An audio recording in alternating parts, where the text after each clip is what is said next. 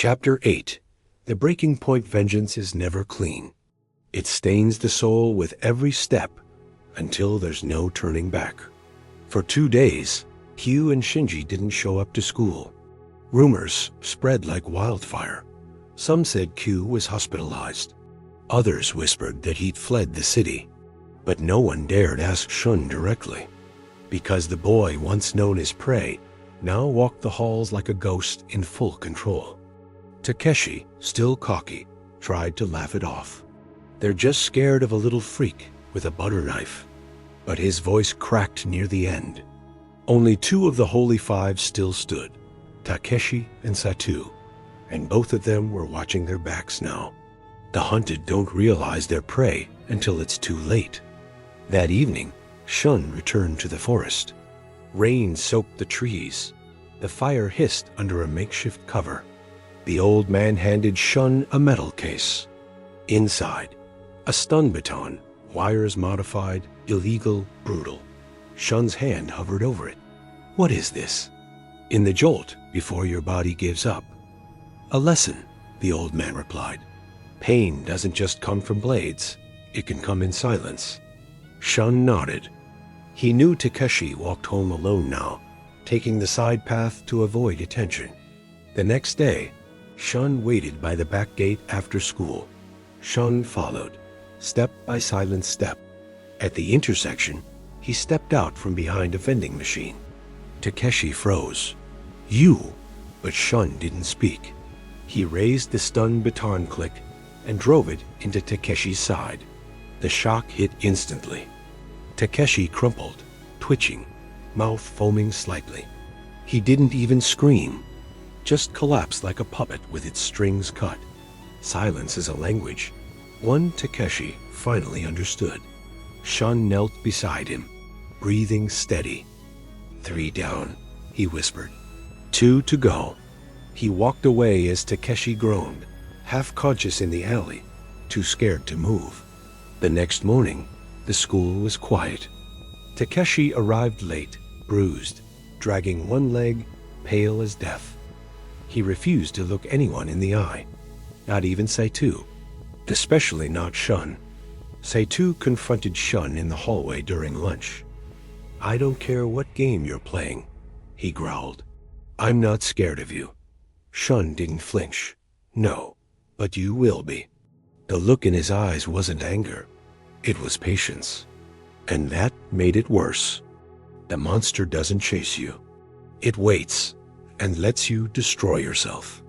That night, in the clearing, the old man stared into the flames. 3 are broken, he said. The closer you get to the end, the louder the fear inside them becomes. Fear makes people desperate.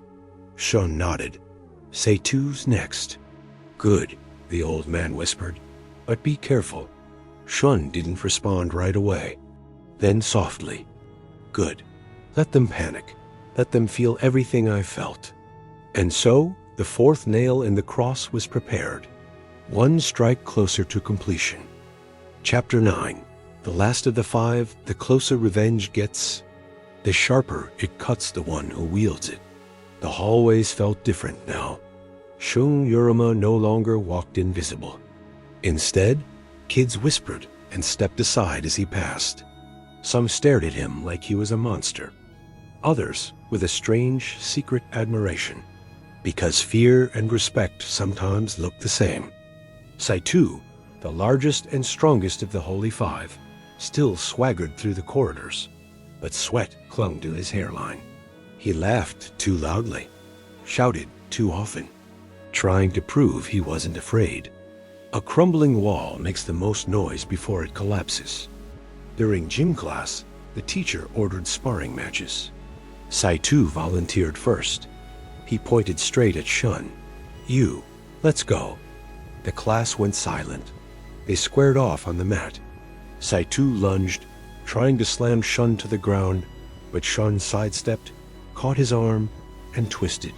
Crack. Seitu howled, clutching his shoulder. The class screamed. The teacher rushed over, shouting Shun's name. But Shun just stood there, calm as stone, eyes dark. breathing steady. It's not strength they fear. It's certainty. Saitu left the gym on a stretcher. Later, Shun stood outside the nurse's office. Blood dried on his knuckles. He stared at the door where Saitu lay inside, whimpering. That night, Shun returned to the forest. The old man sat waiting, smoke swirling from his cigarette. "You broke him," the old man said. Shun stared into the fire. "He deserved worse." "Yes," said the old man, "but you'll have your chance. Only one remains." Shun looked up sharply. "Hugh, revenge is patient, but eventually it demands its finale." The next day, Hugh returned to school. He walked in through the front gates alone, eyes sunken, moving like a man who'd aged years in a week. The other students fell silent as he passed. Even the teachers kept glancing his way. Hugh sat at his desk, staring at nothing, until he felt Shun's eyes on him. At lunch, Hugh finally stood up and marched over to Shun. His voice cracked as he yelled, "Why? Why me?" Shun tilted his head. "You know why." Hugh's eyes filled with tears. I was just messing around. It wasn't supposed to go this far." Shun's gaze hardened. "You made my life hell. You laughed when they broke my bones. You destroyed my family." Hugh shook his head desperately. "I'll apologize. I'll tell everyone it was my fault." Shun interrupted him, voice cold. "No one cares about your apology. Monsters rarely see themselves for what they are, until someone holds up a mirror and shows them the beast staring back." Hugh fell silent, trembling, then turned and ran from the classroom. Shun watched him go, expression unreadable. The entire class stared at Shun in terrified silence. That night, in the forest clearing, the old man spoke quietly. "It's time." Shun nodded once, eyes shining with something dark and final. Only one piece left to shatter, and Shun Uruma would finally complete his cross of vengeance. Chapter 10. The cross complete, some say revenge brings peace. But sometimes, it only sharpens the blade inside you. Night fell heavy over the city, clouds like bruises. A wind that whispered secrets through narrow streets. Shun Uruma stood beneath a lone street lamp, face half lit, half in shadow. His hand rested on the handle of the small knife tucked under his jacket. He waited, because tonight, it ended. A distant sound of footsteps echoed off the walls. Then Kyu Shigoku appeared, hunched shoulders, face pale and sunken, eyes darting like a cornered animal. "Uruma," he shouted into the night. "I know you're there." Shun stepped into the light. Kyu staggered back, shaking his head. "Please, just stop." Shun stared at him in silence. Rain began to fall, cold, relentless. Revenge doesn't care if you cry or beg. It only demands payment. "I see your face every time I close my eyes." "I can't sleep," Kyu whispered, voice quivering. Shun said nothing. Kyu dropped to his knees on the wet pavement. "I'm sorry. I'll do anything, just stop. I'll confess to the teachers, the police." Shun's voice cut through the rain like a knife. "You think confessing erases what you did?"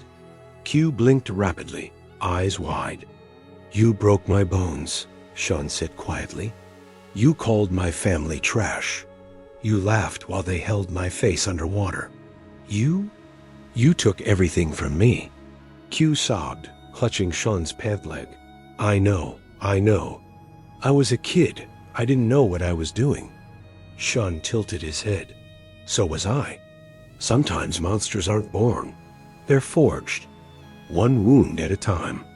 Kyu reached into his pocket, pulled out a small envelope. "Money. I'll pay you. My dad, he'll pay anything you want." Shun took the envelope, opened it, saw cash inside. "I want you to feel everything I've felt, then let it flutter into the rain." "I don't want your money," he whispered. Kyu's eyes filled with terror. He tried to scramble away, but Shun grabbed him by the collar. In one smooth motion, he pressed the blade to Q's throat. Q froze, breathing shallow, tears streaming down his cheeks. Shun's hand trembled slightly.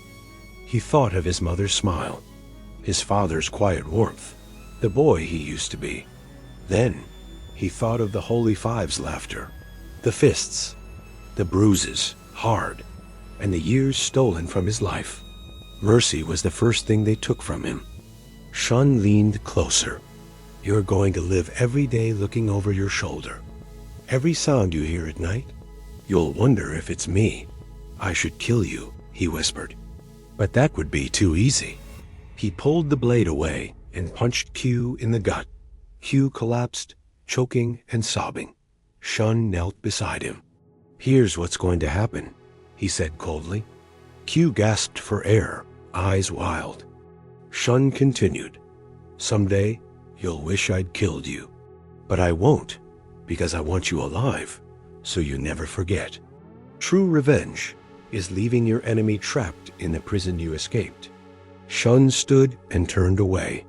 Q lay curled on the pavement, crying, rain washing blood from his lips. That night, Shun returned to the forest. The old man waited by the dying fire. It's done, Shun said. The old man nodded slowly. And how do you feel? Shun stared into the flames.